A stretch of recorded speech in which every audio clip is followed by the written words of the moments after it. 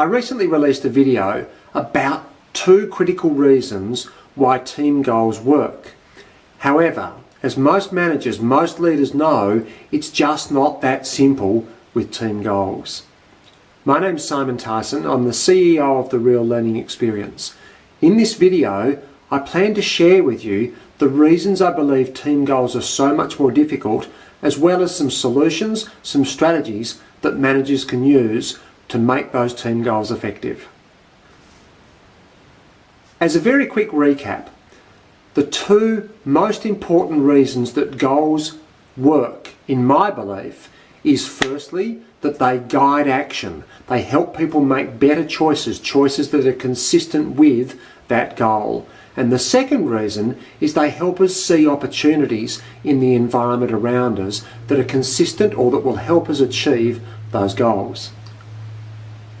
Now, I believe it's actually one of those things that is the principal cause of problems with team goals. It's the first one. It's that guiding of action. When people accept, when people embrace a goal, it guides choices and actions. The challenge we have is that in teams, not everyone seems to embrace the goal equally, and not everyone seems to buy in or commit to the same actions in support of that goal.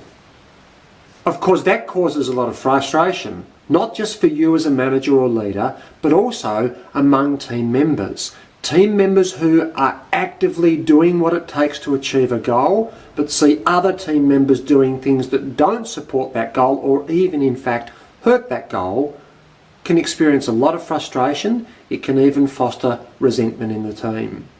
What I would stress is that when you see people doing things that either don't support or actively hurt the goal, that's a symptom, not a cause. And we need to get at the actual cause in order to address it.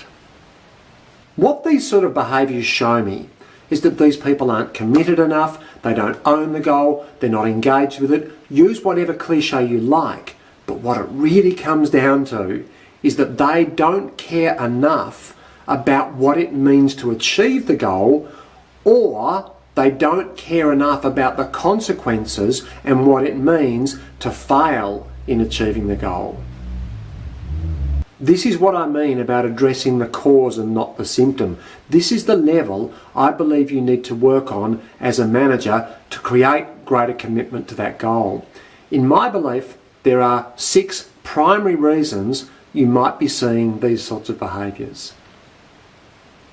The first and most obvious reason is that they felt the goal was imposed upon them. I know that as a manager, it's not always possible for you to give your people the opportunity to define their own goals. Sometimes, in fact, you don't have the opportunity to define your goals yourself, and you're simply passing down goals that have been imposed upon you. Ask yourself this question though: would it have been possible to engage your people in the how we achieve the goal, even if you couldn't engage them in what the goal would specifically be? This one does have a relatively simple solution. It may not work 100%, but it's something that you can implement fairly easily. Sit your people down, talk to them about the goal, talk to them about whether there's any flexibility for the team to define that goal, and engage them in strategies for achieving it. I think you'll find by doing this that people do take on a stronger sense of ownership of the objectives. The second possible cause is that people are giving you lip service. Now, this may be a passive-aggressive behaviour on their behalf. They don't really agree with the goal, but they actually don't care enough to argue with it. Or they actually don't believe that arguing with it would make any difference, so therefore they don't bother.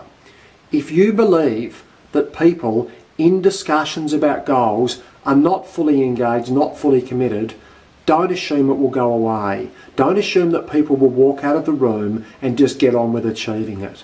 You need to have honest, open, clear and direct discussions about any concerns they have prior to starting out in pursuit of the goal. Once you've started, it's not too late, but part of the damage is already done. The third possible reason is that they didn't feel heard. Now, you may well have had a discussion, talked to your team about the goal, about their ideas. But if in that process they didn't feel that those ideas, their concerns, their suggestions were heard, they may well now not be as highly engaged as you would like them to be. One of the challenges here is that it's time consuming to engage people. However, it's far more time consuming to deal with the consequences of not engaging them. My suggestion is slow down in the process. Take the time to hear what people are saying. Take the time to discuss their concerns, even if that feels frustrating to you, even if you just want to get on with getting out there and taking action. A fourth possible issue here is that perhaps they're the wrong person in the wrong team. Maybe they genuinely aren't a good fit. Maybe they genuinely don't care about the goals of the team. If that's the case, you need to look at redeploying that person. You need to question whether they should remain on your team or not.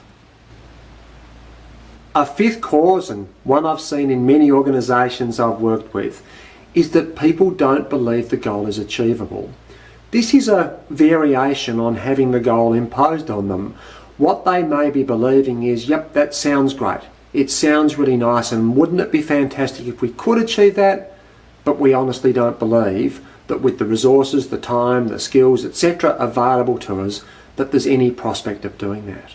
People won't go out of their way to pursue something that they don't believe there's any possibility of them actually achieving. If this is the case, you need to have an honest discussion with your people about their concerns, about their reservations. Ask them the question, what would it take for you to believe we could achieve this goal? The final reason is similar but different.